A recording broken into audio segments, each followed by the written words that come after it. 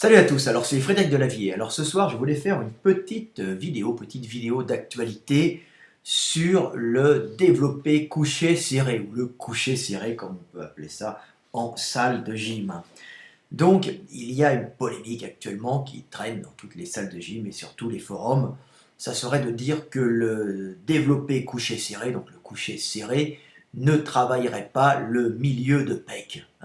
Donc il y a tous les gourous euh, du fitness français, tous les youtubeurs, pas tous mais certains, qui disent que c'est une légende urbaine, on va dire, pour rigoler, pour faire actualité. C'est-à-dire que c'est une légende que le développé couché serré ne travaillerait la partie interne des grands pectoraux, du grand pectoral.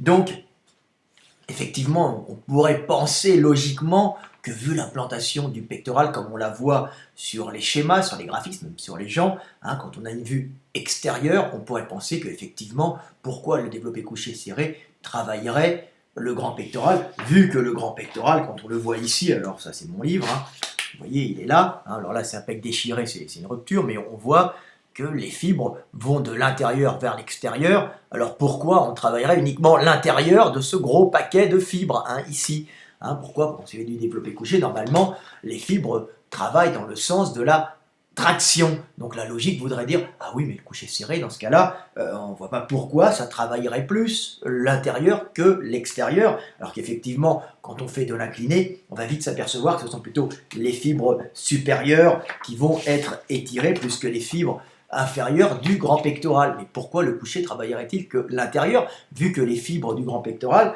sont des fibres qui partent du centre et qui vont vers l'extérieur. Donc normalement, on devrait travailler toute la fibre.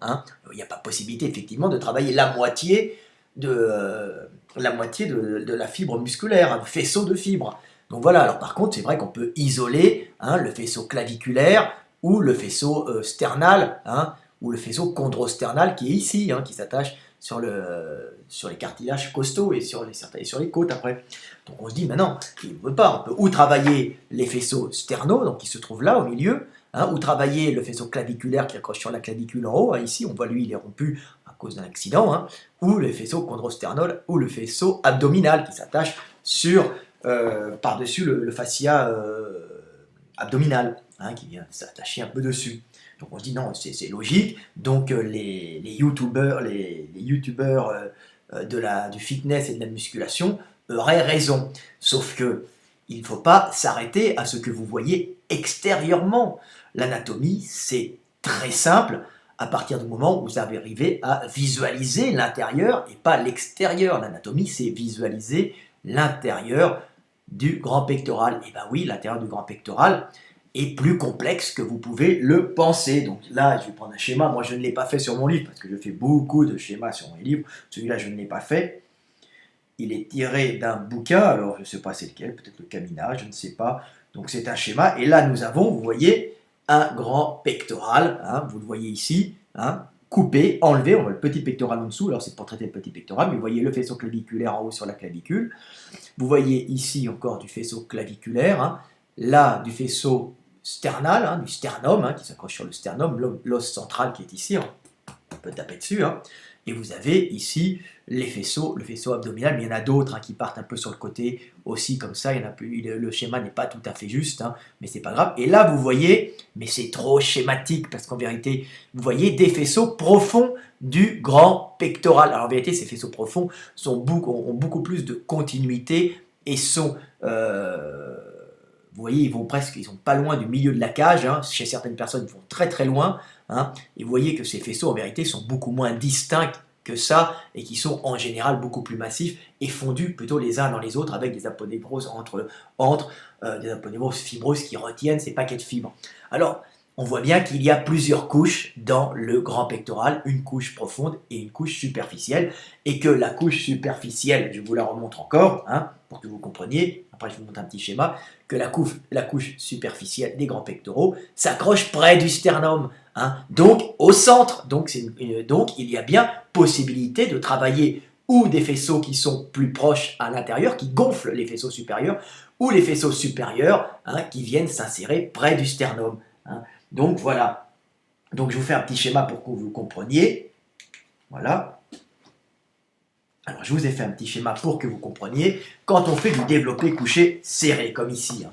Voilà, ça c'est un développé couché serré. Vous voyez que dans mon livre, j'ai mis que ça travaille plus intensément la partie interne du grand pectoral. Un petit schéma, on le voit ici, voilà. Là j'ai fait le muscle. Alors on se dit oui mais c'est pas possible, si, je vous ai montré les schémas, c'est tout simple.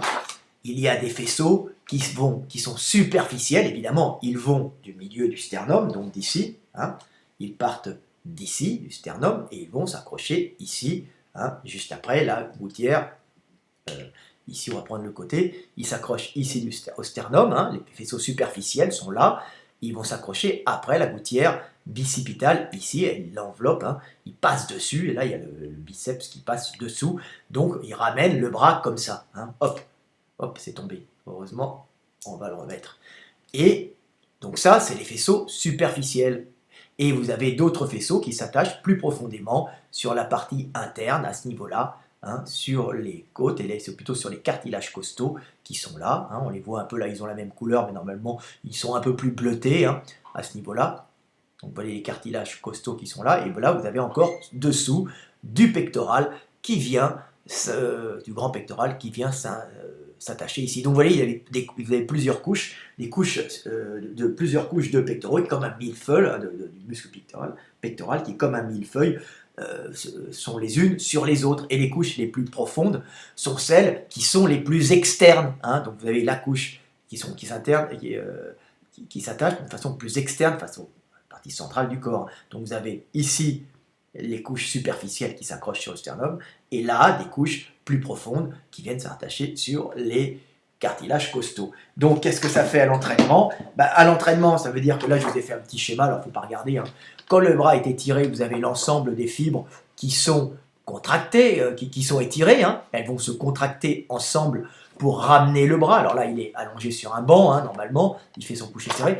Et vous voyez que quand il termine le mouvement, hein, le bras est ramené ici, hein, et ben, les fibres profondes sont les premières à terminer la contraction, et les fibres superficielles que vous voyez ici vont terminer leur contraction en dernier. Donc ce qui va se passer, c'est que quand vous faites du développé couché serré, le fait de ramener le bras plus vers l'intérieur va vous permettre de travailler les fibres superficielles qui effectivement s'insèrent sur tout le grand pectoral, mais sur toute la surface du grand pectoral, mais viennent s'insérer plus au centre que les fibres profondes. Donc, vous voyez, c'est pour ça, et tandis que les fibres profondes, ici, quand le bras est ramené complètement vers l'intérieur, sont complètement contractés, mais n'ont plus de travail musculaire à fournir, alors que quand on ramène encore le bras vers l'intérieur, ces fibres centrales n'ont pas donné toute leur contraction et terminent de se contracter, hein, en ramenant le bras. Elles sont plus longues et elles finissent la contraction. Donc effectivement, quand on fait du développé couché serré, on va travailler la partie centrale du grand pectoral, ou plutôt toute la partie superficielle qui s'intègre et qui s'insère sur le sternum, donnant ce sillon sternal plus développé. Voilà tout ce qu'il fallait expliquer. Donc vous voyez que les gourous du net qui friment en disant oh, ça ne s'insère pas là parce qu'ils ont vu juste l'extérieur du pectoral, il faut avoir une vision en profondeur. Et mon métier, c'est d'avoir une vision en profondeur, puisque je suis anatomiste, hein, c'est mon métier, je dessine la biomécanique depuis une trentaine d'années, donc j'ai tout étudié, pas tout, mais beaucoup, il y a beaucoup de parties que je ne connais pas, hein, je ne connais pas par cœur le système cardiovasculaire, hein, le système nerveux, je le connais bien dans les membres, mais je ne le connais pas partout, car ce n'est pas mon métier non plus, il y a certaines choses que je ne connais pas, mais au niveau du système locomoteur, je peux vous donner des cours d'anatomie, et des cours d'anatomie valables pour les bodybuilders aussi, et pour les gens qui font de la musculation. Donc si vous voulez travailler le milieu de pec, hein, n'hésitez pas à bien ramener le mouvement vers l'intérieur, vous travaillerez la partie superficielle du pec, hein, à la fin, qui est la dernière à se concentrer, hein, à se contracter plutôt, puisqu'on va commencer par les fibres profondes en général qui sont les plus tendues, hein, qui sont pas les plus tendues, qui sont celles qui sont dans l'axe direct, hein. Le muscle est économe, l'organisme est économe, il va toujours travailler la fibre centrale, hein, qui est tendue, hein, la plus profonde, pour pouvoir parce qu'elles n'ont pas toutes la même longueur, donc la fibre centrale est un peu plus courte, donc plus tendue, pour pouvoir amener le muscle. Donc il y a une économie, et la partie superficielle va venir en renfort à la fin, hein, pour renvoyer, pour terminer le mouvement et serrer le bras vers l'intérieur. Donc vous voyez, quand vous voulez faire du développé couché, quand vous voulez travailler le milieu des pecs, hein, la partie centrale, donc la partie sternale, hein, ben on doit travailler la partie superficielle qui part de l'humérus et qui vient s'insérer sur le sternum, hein, sur cet os central qui est ici. Hein, voilà, ici. Donc là, c'est la partie que vous allez travailler en ramenant bien le bras vers l'intérieur. Hein. C'est tout simplement de la biomécanique. Hein. Alors, tous ces youtubeurs sont des fois très bons, mais ils ne peuvent pas tout connaître et il faut plutôt des fois demander aux vieux de la vieille comme moi de vous expliquer les choses. Hein, parce que des anatomistes, il n'y en a pas beaucoup. Hein. Alors ils reprennent mon livre, ils croient innover, mais ils n'ont pas les connaissances données par la dissection et données aussi par l'étude, aussi par mes profs qui étaient brillants. Hein. J'ai eu des profs d'anatomie fabuleux et de morphologie, que ce soit aux Beaux-Arts ou à la fac de médecine des Saints-Pères, où j'ai eu un prof excellent aussi avec qui je faisais des dissections, donc j'ai pu tout voir, j'ai pu comprendre le corps, hein, par le dessin, mais aussi le comprendre par la dissection et le comprendre aussi dans les salles, en voyant les gens travailler et en compétition, en voyant les gens faire des compétitions et en faisant moi-même des compétitions. Donc voilà un peu ce que je voulais dire. Donc, hein, les gars, pour travailler la partie centrale des pecs, on travaille les fibres superficielles du pec, hein, et la partie sternale. Donc on va travailler en ramenant bien le bras vers l'intérieur, donc couché serré, bah évidemment couché large, on a les bras vers l'extérieur, couché serré, on monte plus haut, donc vous voyez, couché large c'est là, bah, couché serré, ça sera là, le débattement est plus important. Donc on pousse, hein, hop, on a un mouvement qui est peut-être plus important à faire. Hein, et on va travailler plus la partie superficielle s'insérant au milieu, et la partie profonde s'insérant vers l'extérieur. Vous avez vu les petits schémas, c'est intéressant.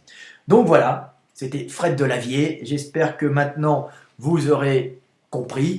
Un dernier petit truc, c'était une petite vidéo de mise au point, hein, surtout. Hein. Alors je ne sais pas, vous me direz, moi, c'est ce que j'ai entendu, moi. Je ne sais pas, vous me direz qui est-ce qui disait ça, hein, parce que j'ai entendu fréquemment des gars qui disent ça. Alors n'hésitez pas à mettre un petit commentaire sur mon YouTube, hein, et m'indiquer quel était le youtubeur ou le coach qui disait ça, parce qu'il paraît que ça se dit actuellement. Donc c'est une erreur qu'ils font et je l'ai rectifié. Alors n'oubliez pas le guide des mouvements de musculation, hein, ou la méthode Delavier 1 ou 2 si vous êtes en salle. Hein. C'est un livre intéressant pour comprendre l'anatomie et éviter de dire des bêtises. Hein. Alors on n'en veut à personne, hein. On ne peut pas savoir avant d'avoir appris les choses, hein. C'est tout. Maintenant, vous le saurez et vous en sortirez plus instruit. Hein. Le savoir, ça s'acquiert, on ne naît pas avec la science infuse. Voilà, et n'oubliez pas, Guide des mouvements de musculation de Frédéric Delavier et la méthode Delavier avec Michael Gundil et moi en même temps. Et vous pouvez la trouver sur le site ami, hein, le site de spartanutrition.com. C'est mes amis, c'est mes copains. Et puis vous enverront en plus un petit, si vous voulez commander, un petit dessin sur une feuille canson jolie, donc des reproductions de qualité, sympa, on fait ça, un petit cadeau sympa en plus. Hein. Donc voilà. Allez, c'était Fred Delavier, à bientôt. Et puis, si vous n'avez pas les moyens de l'acheter, bah, au moins allez le feuilleter en librairie, hein, ou télécharger le pirate, mais c'est pas top parce que moi il faut que je vive et je continue à faire des vidéos gratuites. Mais je comprends que c'est la crise et que des fois vous serez obligé vous ne pouvez pas tout acheter. Mais si jamais vous trouvez que ce livre est intéressant, vous allez le feuilleter et vous voulez aider les gens qui vous instruisent, qui continuent le règne de l'échange, n'hésitez pas à acheter mes bouquins. Salut à tous, c'était Fred Delavier. Bientôt 15 minutes. Hein. Salut.